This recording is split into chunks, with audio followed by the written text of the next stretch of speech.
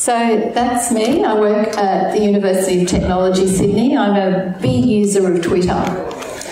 And if I had to pick my most important learning experience in my life, and I'm having to be constantly learning because of my job, I would pick the use of Twitter, because I have big networks of people that I follow on Twitter, and that's where I get all my new ideas from. My job title is Deputy Vice-Chancellor and Vice President for Education and Students, and over the last 10 years I've been embarked on a pretty major project to completely change learning and teaching at my university. And I've been in the very fortunate position that we've just been spending $1.5 billion on our campus. So I've been able to influence, and I've been on every single building committee. I've been able to strongly influence the design and construction of our buildings to inform a particular view of learning. And this is our learning strategy. It's called Learning Futures. And it's really based on what do students have to do in order to learn. So this is the very basics of what students have to do in order to learn. I see some of you taking photos. I'm going to give you a link to a social bookmarking site called Dago, and I've uploaded my slides into SlideShare and put the link on there, so you can get anything up on social media afterwards. So students all come into, this is the basis of what we're doing, students all come into university with different goals and different dispositions. In the previous panel session there was a discussion about some students are really highly motivated and they want to get distinctions. Others have a mantra that P's means degrees, and they just want to come in, do the minimum, get their degree and go out again. They all have quite different motivations. Some come in straight from high school and they seem to struggle to leave that high school identity behind. Others come in and they're working, I read all the survey results, they're working full-time, they're studying full-time, and one student floored me by saying, "Oh no, I have a 4-month-old baby." How she or he was studying full-time, working full-time and looking after a 4-month-old baby is absolutely beyond me. Made me feel quite lazy. So they all come in with quite different goals. Then they have to have some way of accessing ideas and content. And the traditional way of accessing ideas and content is doing what I'm doing now, standing up and delivering. But we don't think that's a terribly efficient way of doing that. And I always give the example of when I did Pure Maths 1, and I was one of 600 students that would travel onto campus. We'd pour into a big lecture theatre. Our academic would walk in with his notes. He'd literally get a piece of chalk and copy his notes from the paper onto the chalkboard, and we would sit and copy them down. And if you've ever done maths, you would know that you can't actually listen to what he's saying because you have to get that notation exactly right. If you get a superscript instead of a subscript around the wrong way, nothing else is going to make sense. So you have to get the notation exactly right. So you're so focused on doing that, you can't listen to what he's saying. Then we'd go home, and every week we'd have a problem set to do, and I'd be completely alone. And I'd think, oh, I got started on this derivation or this proof, but I can't get any further. If only those other students were around to help me. So what we've tried to do is turn that around on our campus. So we don't drag students in anymore to just sit and copy notes that have been copied from paper to a chalkboard onto a piece of paper. We get them to look at that and read that before they come. Then they come onto campus, so that's how they access ideas. And it's through open education resources, through MOOCs, e-learning, books, the library databases and so on. But once they're on campus, what they're involved in is social learning. And they do a whole range of social learning activities designed to help them make sense just listening to a broadcast like mine or reading a book, it gives you a loose collection of ideas and you have to do something with it to create meaning.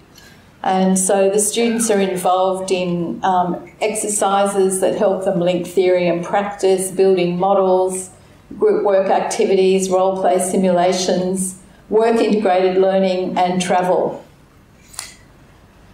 But in order to do that, we've got to have very particular spaces, and I'm just going to show you some examples of that. And then doing that, action without feedback is a waste of time, and feedback is one of the most critical things that learners need, whether it's peer feedback or feedback from a teacher. And then finally, students have to reflect on what it was they did, what the feedback was, and what that means for how they might change their views. So just as a quick intro, we have built, we spent $1.5 billion on our campus, and whilst most people comment on the look, this was designed by Frank Gehry, who is one of the world famous architects. I was walking along here one day with a member of the public and he looked up at these bricks and he said to me, "Oh, did you get a student to design that building?" I said, "No, he's probably the world's most famous architect, actually." So that's our business school. This is our engineering faculty, which has a shield on it that's a bit pattern of ones and zeros. And if you're ever incredibly bored and you put the bit pattern together, it says Faculty of Engineering and IT. This is our new science building. And this is the building that's currently under construction. And this is what people say, my influence on this building is what people say may be my career-ending moment. So you may never see me again, because we've been transitioning all of our learning spaces. So we haven't built a single standard lecture theatre. If academics wanted to give a lecture now, they'd find it very difficult. But we've been through the transition spaces, much like you saw at Monash. And in this building, we have two 340-seat and two 200-seat collaborative theatres where there is nowhere for the academic to stand and give a lecture, even if they wanted to. So that's a big step from where we've been. But it's all very well to show you the buildings, but what's important is what's going on inside. So this is one of our collaborative theatres, and I had a Vice-Chancellor from another university in Sydney asked me to take him on a tour of our campus because he'd heard so much about it, and I told him about it being social learning, collaborative learning. And we went on the tour. I hoped like crazy that that's what he was going to see. We approached this room and I could hear the noise as we approached. Students sitting in groups like this, building models. This is one of our large flat floor spaces, accommodates 400 students. But there are platforms on each of the four walls so that students do work collaboratively, and then they go up on the platforms and they show what they've done to the rest. As you can see, the students are highly engaged in what they're doing. These are all our tutorial rooms, which are all built with these kinds of pods, and lots of informal spaces. So we've built an entire campus based on social learning. But, as Lara said, we still do have a gap in design. And I'd probably say now half of our academics have now moved away from what David was talking about this morning, away from thinking about themselves and what they're doing is important towards thinking about what other students are doing and how they're coming to learn.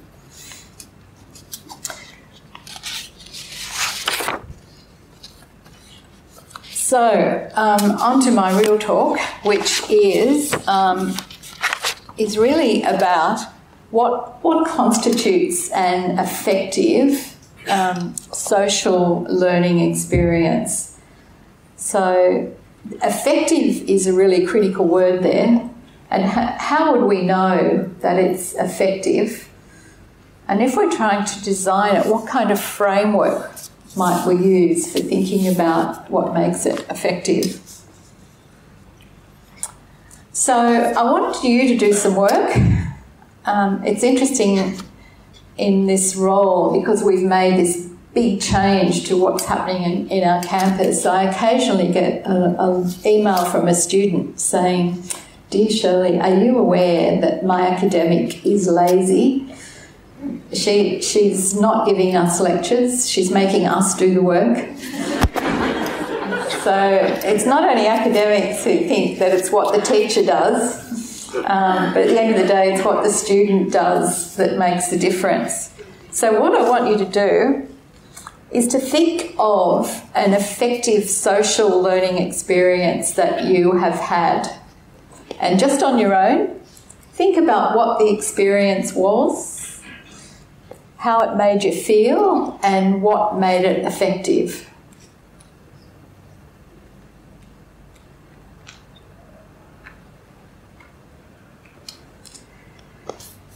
And now I want you to, in pairs, share your experience. Find a pair. Any common features about what made it effective. We'll just take a couple of minutes to do that.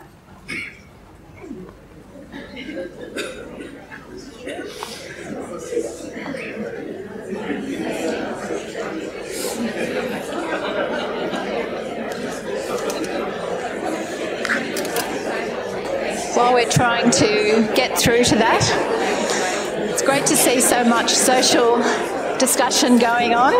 Do we have any microphones we can run around the audience, or can people shout out? I'd be interested to hear a couple of your comments about the best social learning experience you've ever had. Who's willing to share with everybody best social experience you've ever had?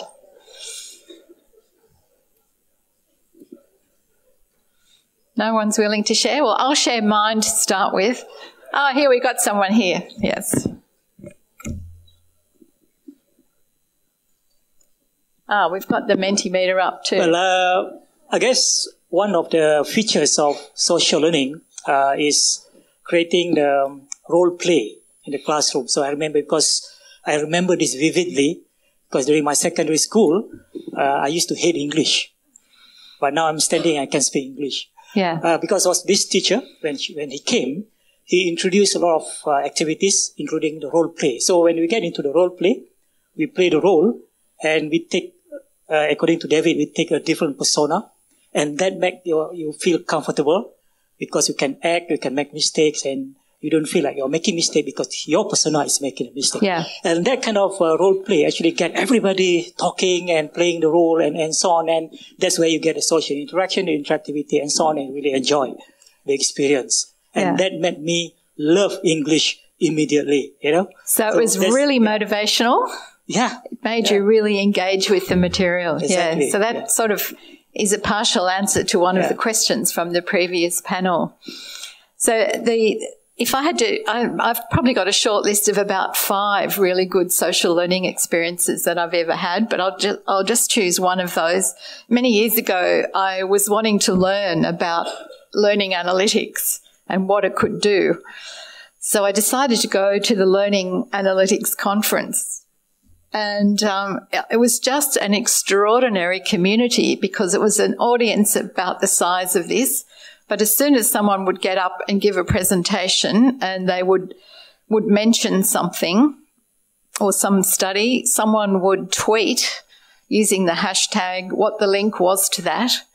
And then someone else in the audience decided that they would collect all of those together into a Google Doc so that everyone would be able to go and look at all the references. Everyone put their presentations up in SlideShare. And then a couple of people wrote blogs about what their experience of the day was and what had been important for them. And to me, it was like doing a group work experience at a conference. And I learned so much, and so much more than I would have had I just sit and tried to take my own notes at the conference. It was really a fantastic learning experience because everyone was truly working as a community, and it enabled me not only to feel a part of this community, but I learned an enormous amount about learning analytics, and I surprised myself at how much I miss when I'm listening to a lecture, and I would make my own notes. By reading other people's blogs, I would see that I actually missed quite a lot, but I was able to pick that up. I found the people that I really valued what they thought and joined up with them on Twitter and so on. So it was a completely fantastic experience. Okay, so why are theories of social learning important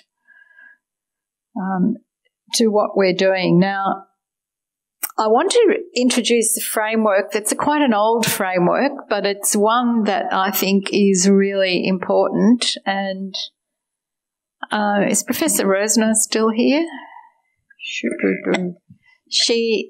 And it relates to something that she said this morning. She actually said what the higher education administrators think about learning and what we're doing has one of the biggest influences on what we're able to do. And I cannot agree with her more than that, because this framework here shows the levels of influence on students. So here we have the higher ed context.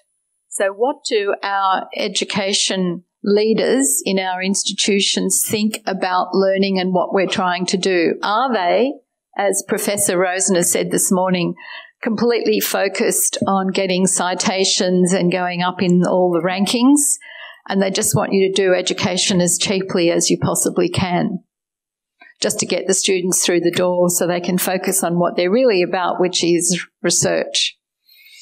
So that will have an influence on how the teacher thinks, how the teacher plans, what the strategies are, and what the student ultimately experiences.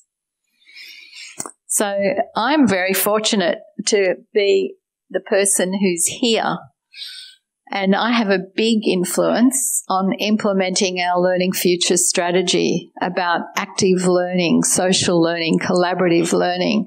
And so I'm able to create the conditions at my institution that make it possible for our teachers to plan and put into practice the best kind of collaborative learning that we can possibly arrange.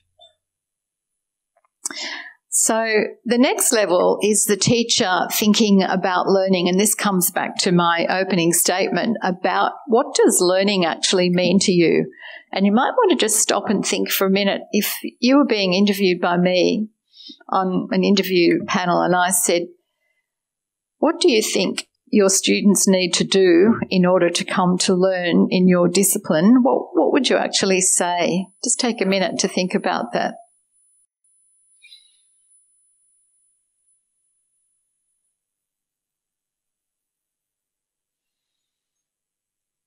The most common answers I get, oh, well, students have to construct their own knowledge. And I say, yes, but how? How do they do that? What are they actually going to be doing? So there are different views about what learning actually means. So what kinds of learning are needed? What teaching strategies will best meet these needs? So see the order of that. That's really important. Instead of jumping straight to the strategy, thinking about what kind of learning is needed. Then what kinds of learning designs are possible in the context that you're operating? and what kinds of assessment activities do the students engage in?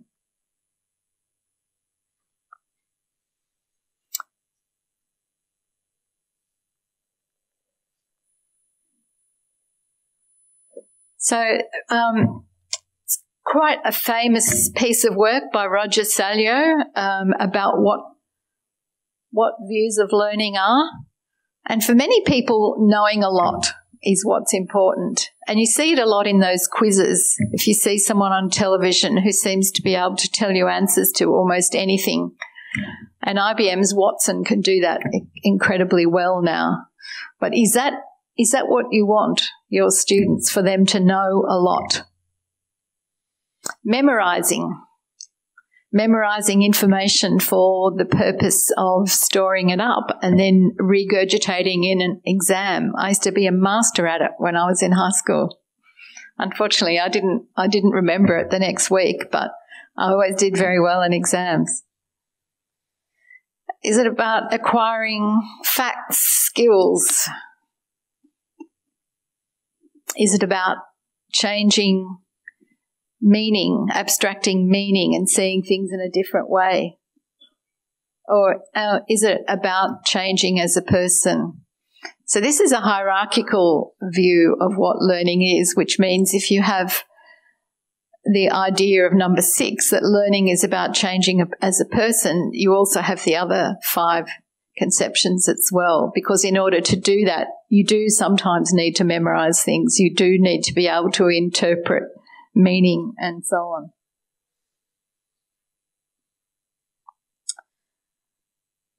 on. So just going back to the higher education learning framework, they have those 7 principles for university learning. These are all really useful frameworks for thinking about it. Another kind of theory about learning is situated learning, and David mentioned this morning, and that knowledge that is learned cannot be abstracted from the situation, and that knowledge is a product of the situation, the activity, the context and the culture. So out of that is an area called cognitive apprenticeship, which I don't see used as much as it once did. But when you're thinking about a learning design for helping people to create meaning, this is a really interesting one. So it's been looking at the notion of apprentices and how they come to become masters. This is just one of a number of these frameworks. So if you take, for example, I'll use hairdressing because it's something that everybody knows. And an apprentice hairdresser comes in, they work in the salon, they're sweeping up the hair, but all the time they're watching what a professional hairdresser does, how they talk to customers, how they approach asking their opinions, what they do, what goes wrong. They see all of that. And it's important in this because they are engaged in an activity that is called legitimate because it's something that it has to be done as part of the practice. So therefore it is legitimate. It's peripheral because it's not in the centre of being a hairdresser, and they are actually participating.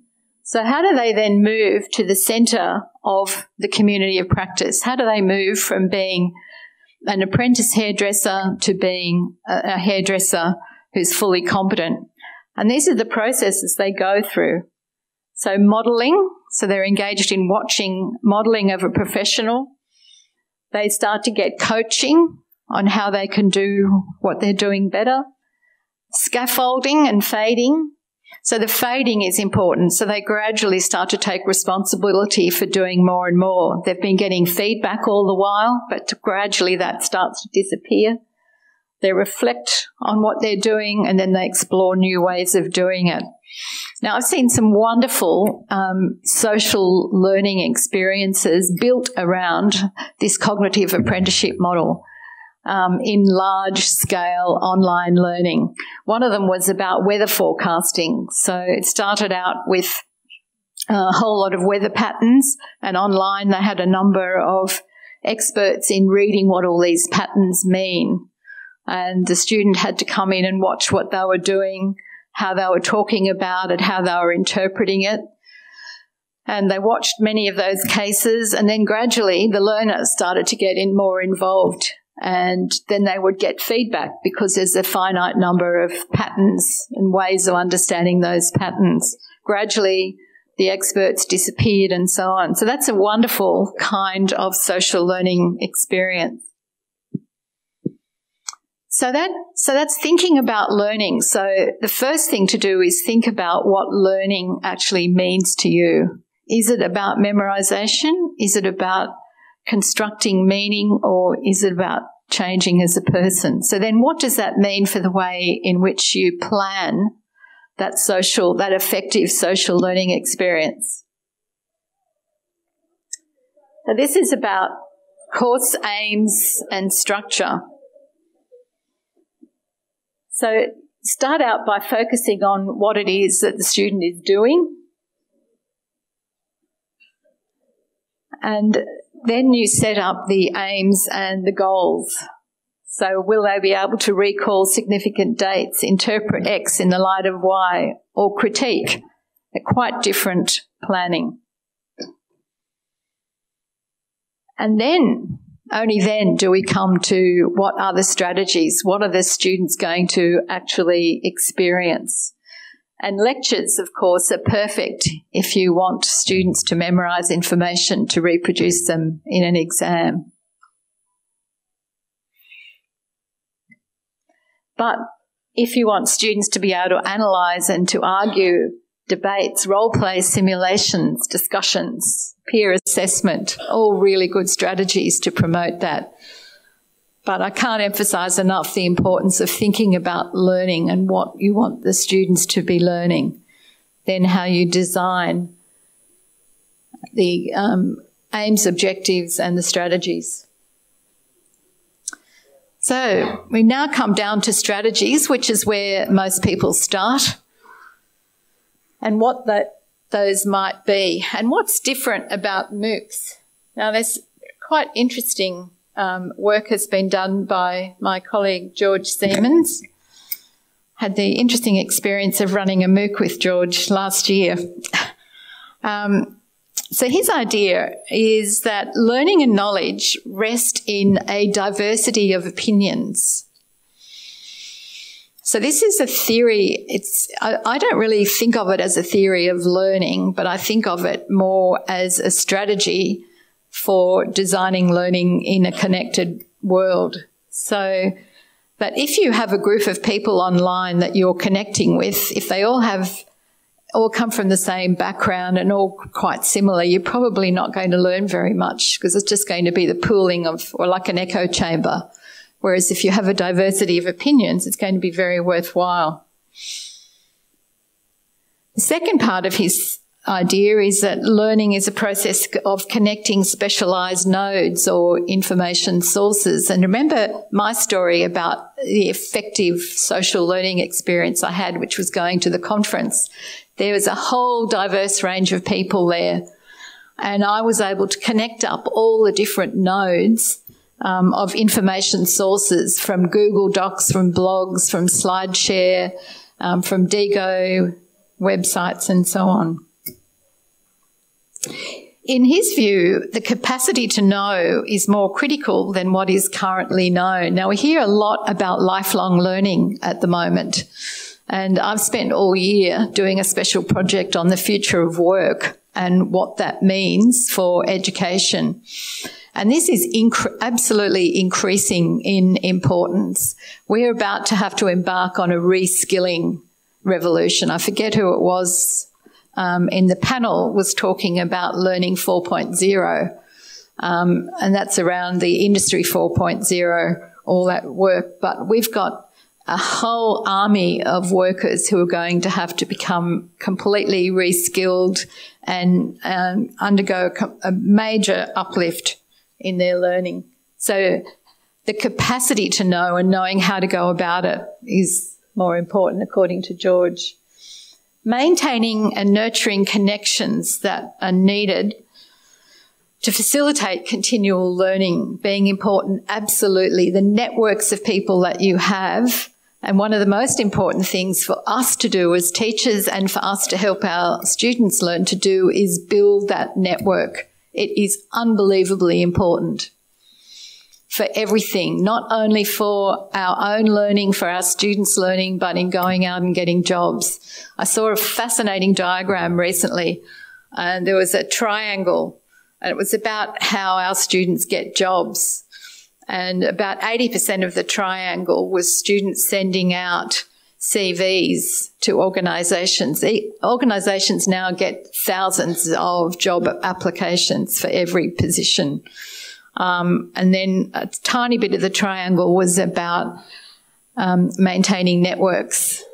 And then I saw this inverted triangle, and that was what employers do to hire people. And guess what? 85% of the top bit of the triangle was drawing on their networks to find people. So building that network, and it is all social learning. You're not only learning, but you're also being able to get jobs. I know lots of people who get approached on LinkedIn because they've got a really good social media profile, and employers go looking rather than advertising roles. Being able to see connections between different areas is really critical. Currency, staying up to date. In the area that I work in, the knowledge is changing continually, so it's so important to keep staying up to date. And decision making, choosing what to learn, the meaning of incoming information seen through the lens of shifting information reality. Things change, and being able to deal with that is incredibly important.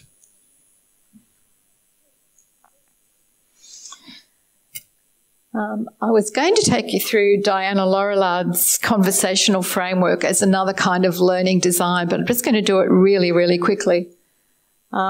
So she has a very strong view about what students need to do in order to learn, and it's about apprehending structure, interpreting words and diagrams and what they mean, different forms of representation, and then performing some action on the world, then getting feedback and reflecting on goals, action and feedback. And you will have seen our Learning Futures strategy is very much based on that. And so she has a really interesting framework for how to design these learning experiences. Now, some of this is individual and some of it is social. So the teacher has a view about something and they tell the student who gets a conception. But then the important thing there is that the student feeds back what they're currently thinking to the teacher, who says, oh, well, that's not quite right, actually. So what I'm going to do is, because I know you've got this misconception, I'm going to give you a goal or a task to do that will highlight where your misconception is. So the teacher sets the goal, the student performs the action, and that may go back and forward a few times until the teacher's view and the student's views are more closely aligned. And that continues.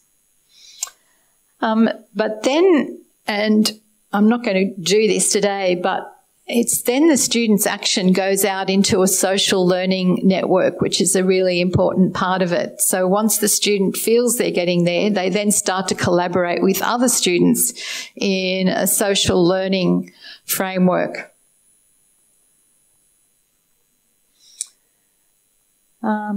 So what do students need according to her model? They need access to a teacher's conception. They need to integrate theory and practice, get feedback and reflect on goals, actions, cycle. So if you were to read this and you were in my interview, you would say, I think my students come to learn by generating ideas through reading, but then they have to do something, and I have to set them a task that's going to highlight where I know students have particular difficulties with, and I want them to be able to do something with what they know, but I love to go and read their feedback, to do the marking on their assignments, because it helps me know where they are, and then I continually change what they do. That would be the ideal. The other question I ask on selection panels is, what do you like the least about teaching? Anyone want to guess what 99.9% of people say? One guess? Marking. Yeah. So that's what teachers say they like to do the least. But to me, that is about the most important thing that teachers do, because it's giving you feedback on how you are going as a teacher and what you need to do. Just a very quick example of that, and this is a project I did in the 1990s, which is why the graphics look so appalling. And it's really about views of electricity.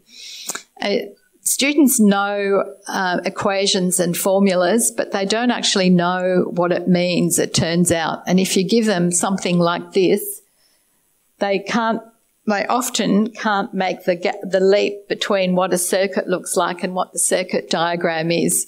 And if you ask them to tell you how bright would each of these lights be in comparison to the others, they almost always can't. And it's because they don't really have a basic understanding of electricity. So this is a project that we did. Oh, I've got 5 minutes. All right. Where we had to say, construct a circuit with just a battery and a light globe. And then say, now why is the light glowing? And the most common answer was that electricity comes out one side of the battery and it lights up the globe. And it's say, well, why do you need two wires? I don't know. Another conception was that electricity comes out each end of the battery, but one's positive and one's negative, and they clash, and that's what makes the light glow. Others say that the electrons are continually flowing in the circuit. So we say, how might you test out that theory?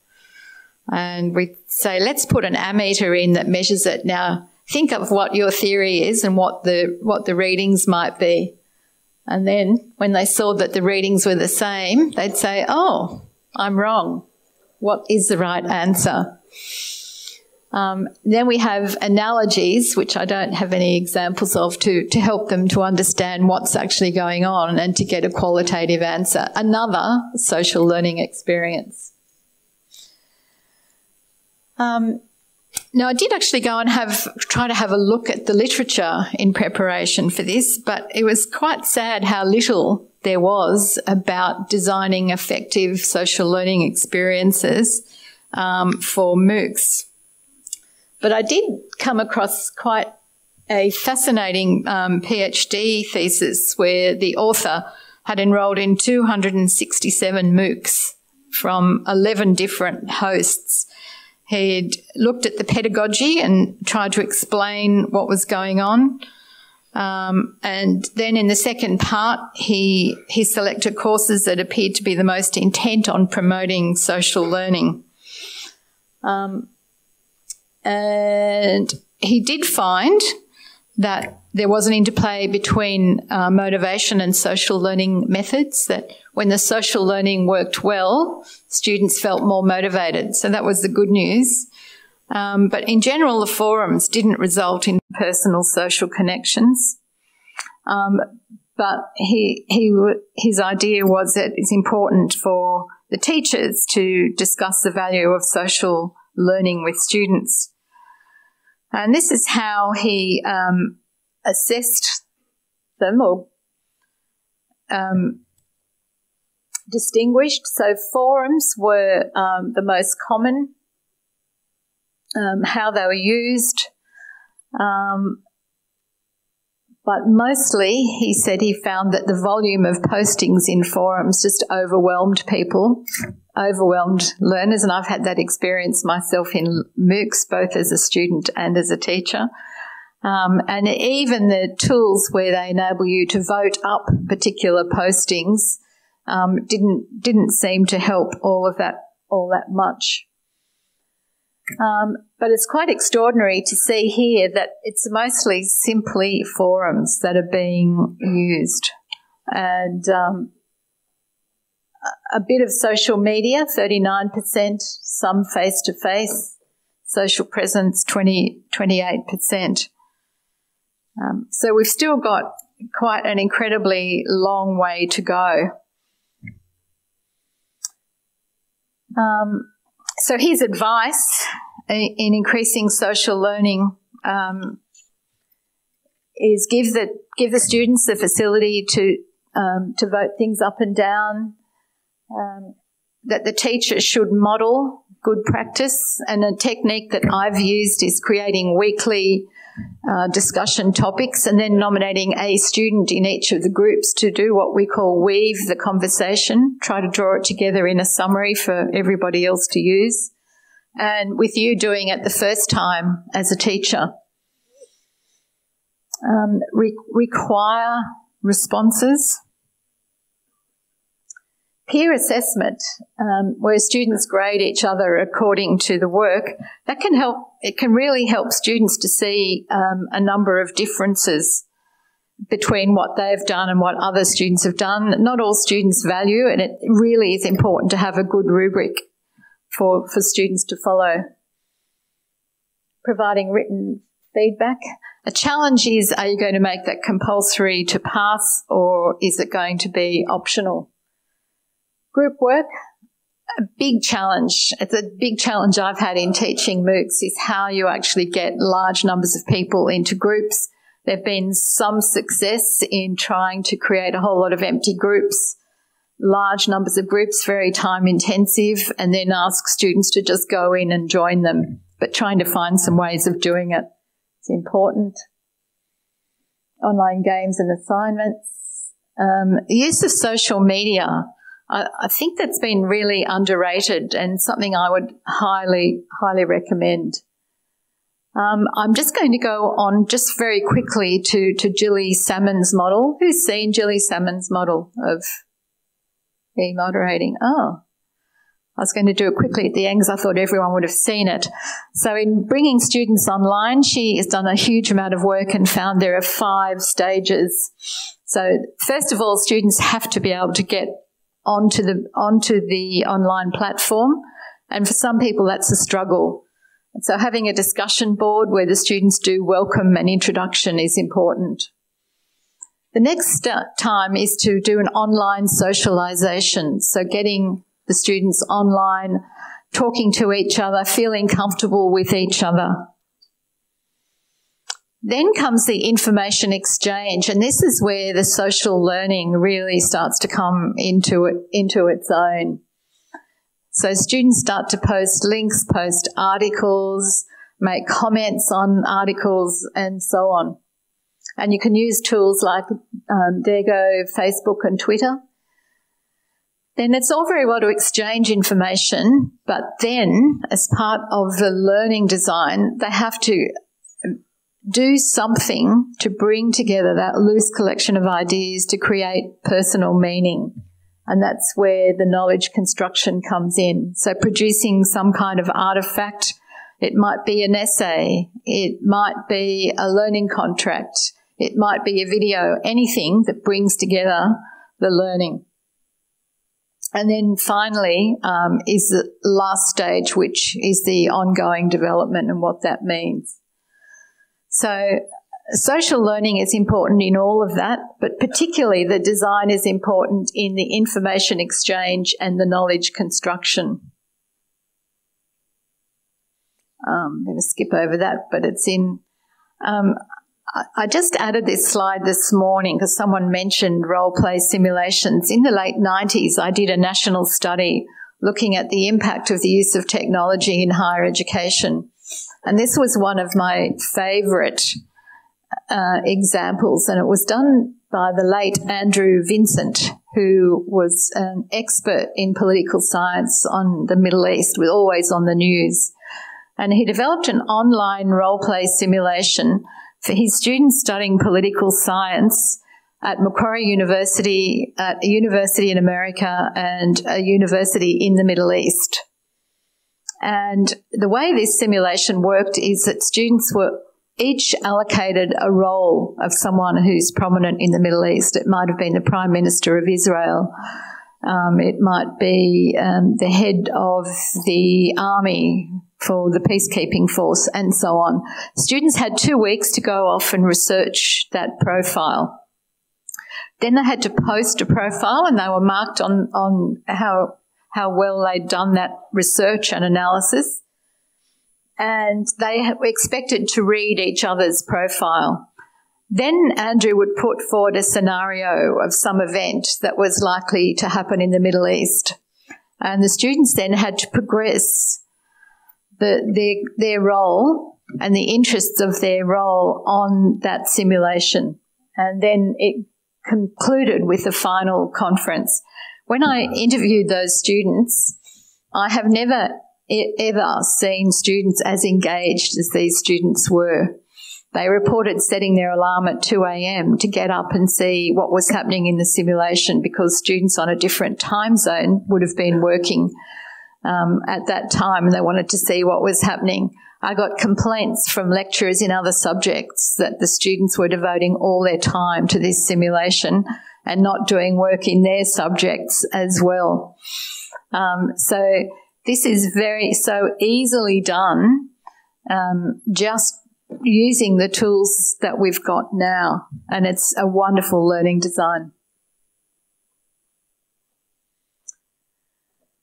I'm just going to finish with the difference. You've probably all heard of people talk about XMOOCs and CMOOCs. So XMOOCs is the more traditional MOOCs where you've got digital platforms, video lectures, computer mark quizzes, peer assessment, some use of discussion boards, and there's many, many of them around. But we're now starting to see the emergence of CMOOCs, which is has a lot more autonomy for learning. So it's really about students deciding exactly what it is that they want to learn. So there's not a formal curriculum, diversity of tools being used, lots of interactivity and cooperative learning, and openness of access, content, assessment and activities. And once again, the experience that I talked about this morning of going to the Learning Analytics Conference could have been, if it was all online, could have been designed in this way. So it's a completely different way of looking at the social learning experience in MOOCs.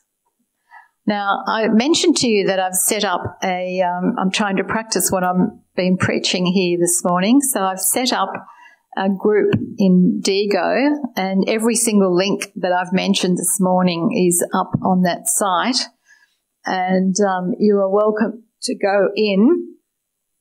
That is the link to that Digo site. The only thing is that you will have to create an account to go in and access it. If you have any trouble, send me an email. And I would really like you to try to go in, and if you know of a link that I don't have there, please post it for others to have a look at. I've also set up a little discussion area in there so that you can go in and have a chat about what's been happening. And I've also put the link in there to my SlideShare, to my presentation up on SlideShare. That's what it is, but it's easier to go to the Digo site. So hopefully what I've done is a particular take on trying to address what came up in the panel immediately before me, which was that there's a big gap in the design. We know that social learning has enormous benefits, but we have to really think about the whole of planning of the learning experience. What does learning mean? And how can we make it possible for our students to learn? And what's the rich array of diverse opportunities to design these really exciting experiences? Because I think all of our futures depend on it. Thank you. Thank you so much, Professor Shirley, for sharing your ideas on effective learning design. So, due to interest of time, we can only take one question. So can I have the Slido to be on the screen?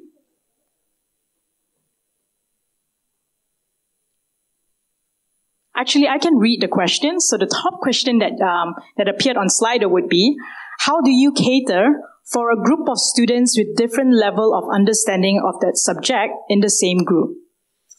Yes, that's a really excellent question. I think it was David Orzubel who said, find out what a student knows and teach him accordingly.